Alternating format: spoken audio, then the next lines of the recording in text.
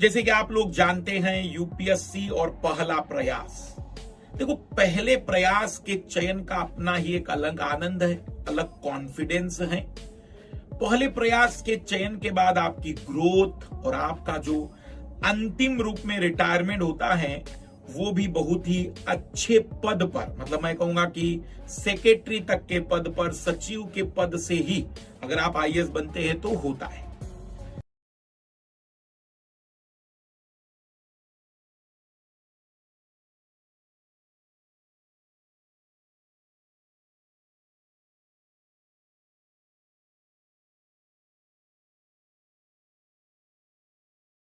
आखिर ऐसा क्या चीजें हैं जो पहले प्रयास में आपको चयन देता होगा? सबसे पहला सवाल है कि सर क्या आप पहले प्रयास में आईएएस बने? तो भाई मैं तो आईएएस ही नहीं बना। लेकिन इन 12 वर्षों में मैंने कई विद्यार्थियों को जब पढ़ाया और उनमें से कुछ विद्यार्थियों ने पहले ही प्रयास में चयन दिया, तो उसके पीछे मैं जो रीजन ढूंढ पाया एक शिक्षक के तौर पर, वो मैं आप लोगों के सामने शेयर कर रहा हूं। यदि हम पहले प्रयास में आईएएस बनना चाहते हैं तो पहले पॉजिटिवनेस क्या है हमारे पास? उत्साह, एनर्जी, एक तरीके से पहली बार का जो प्रेम होता है ना, वो जैसे अद्भुत सा होता है, कुछ वैसा ही। क्योंकि आपको सब नया लग रहा है, हर चीज आपको बेटर लग रही है। जब ये चौथे प्रयास में बदलेगा तो ये उत्साह मेरे हिसाब से 30% भी नहीं बचेगा। चीजें आपको नई नहीं लगेगी, आपको लगेगा सब पढ़ा है, मैंने देखा है। तो इस कारण से भी चीजें उतनी प्रॉपर नहीं हो पाती जो पहले प्रयास में हम सीख पाते हैं। तो आइए जानते हैं कि पहले प्रयास के लिए किन चीजों पर ज्यादा गौर करें। कुछ 5-6 बातें यदि आप इसको फॉलो करेंगे तो यकीन मानिएगा कि रिजल्ट आपको बढ़िया मिलेगा और हो सकता है पहले अटेम्प्ट में ही टॉप 10, टॉप 5 में अपनी जगह बना पाए। क्योंकि 2020 में मैंने शायद एक इंटरव्यू लिया था जो ऑल इंडिया 6th रैंक थे या 16th रैंक थे, 16वीं रैंक थी और पहले ही प्रयास में बने थे। उनसे भी मैंने चर्चाएं जब की थी तो यही बातचीत हमारी हुई थी। देखो, पहले प्रयास के लिए विद्यार्थी तैयारी लगभग 20 महीने, 18 महीने पहले से शुरू करता है।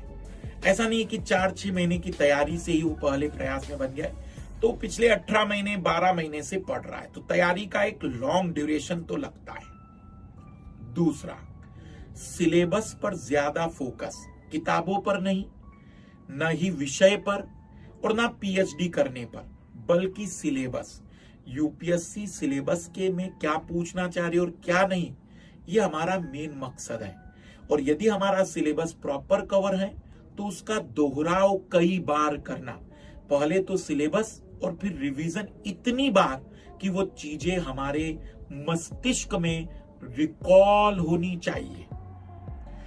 तीसरा, एक विषय एक किताब को ही फॉलो करना, मतलब हर एक विषय में कई किताबों की जगह एक ही किताब को कई बार यूटिलाइज करना, उपयोग करना। चौथा, जो कि बहुत ही इंपॉर्टेंट पॉइंट है, नोट्स बनाना। जब आप लोग नोट्स बनाते हैं तो आप उसे सोचते हैं टाइम वेस्ट, लेकिन जब आप दोहराव करने बैठेंगे, रिवीजन करने बैठेंगे तो किताबों का रिवीजन, कक्षाओं का रिवीजन नहीं हो सकता, वो रिवीजन आपके नोट्स का होगा। तो आपको नोट्स बनाने होंगे अपने हाथों से नहीं, तो अगर आप नोट्स ले रहे हैं तो उसे अपने हाथों से कन्वर्ट करिए, उसमें कुछ पॉइंट ऐड करिए और उसे अपना बनाइए। तो नोट्स बनाना बहुत ज्यादा जरूरी है। एक फिक्स टाइम पीरियड, एक अनुशासित दिनचर्या बनाइए जिसके माध्यम से आप अपने छोटे छोटे टारगेट को पूरा करेंगे। जो अपने छोटे टारगेट पूरा करेंगे वो अपने अंतिम टारगेट को भी बेहतर तरीके से कवर कर सकते हैं। यहां पर मैं आप लोगों को एक और बड़ा इंपॉर्टेंट पॉइंट बता दूं, आंसर राइटिंग या फिर हम कहेंगे कि एथिक्स और एसे, इसे थोड़ा सा बाद में तैयार करो। पहले आप जीएस के बाकी सेगमेंट कवर कर लो। ऑप्शनल को पीटी से पहले तैयार करके रख लो तो आपको प्रॉपर टाइम पीटी के बाद भी बढ़िया मिल पाएगा। पूरा ऑप्शनल नहीं तो एक पेपर तो रेडी करके रखना ही है पीटी से पहले। पहले प्रयास के लिए बहुत ज्यादा जरूरी है कि आप समरी बनाकर चीजें तैयार रखिए और संतुलित अध्ययन करिए। केवल करंट अफेयर या केवल सिलेबस नहीं, दोनों की जरूरत है, दोनों को कवर करना होगा, तभी जाकर आपको ये महसूस होगा कि आपकी चीजें कंप्लीट हो रही है। और सबसे अंत में प्रीवियस ईयर क्वेश्चन न केवल पीटी बल्कि मेंस के क्वेश्चनों की भी बहुत अद्भुत तरीके से यदि आप प्रैक्टिस कर लेते हैं तो आपको पहले प्रयास में उनसे बहुत ही मदद मिलेगी। कुछ 3-4 बातें जिनसे हमें बचना चाहिए। बचने का मतलब है चीजें अफवाहों के रूप में ज्यादा ध्यान मत दो, मार्केट में अपनी स्ट्रेटजी बदलो मत बार बार। कई सारे सीनियर मिलेंगे, कुछ सीनियर के साथ साथ कुछ ऐसे बच्चे भी मिल जाते हैं जो केवल आपको सलाह देते रहते हैं, उनसे भी बचते चलिए।